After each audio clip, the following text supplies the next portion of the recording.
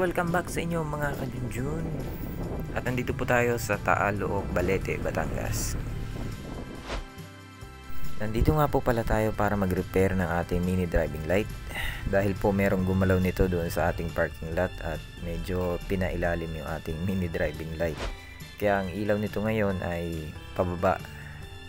Kaya hindi ko siya naayos kasi hindi pa nagdidilim. Kaya hintayin natin magdilim bago natin iayos.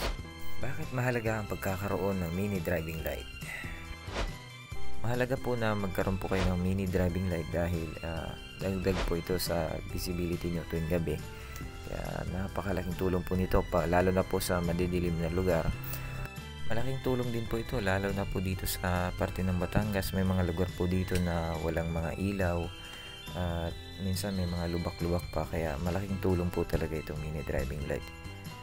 Ang alaw lang po yata dito na bulb na pwede nyo ilagay ay 6. Kaya kapag sumobra po kayo ay may huli na, kaya hanggang 6 lang po. At maya maya nga lang po ay naayos ko na yung ating mini driving light. Ayan. At yun lamang mga kajunjun, ride safe always and God bless. Bye bye.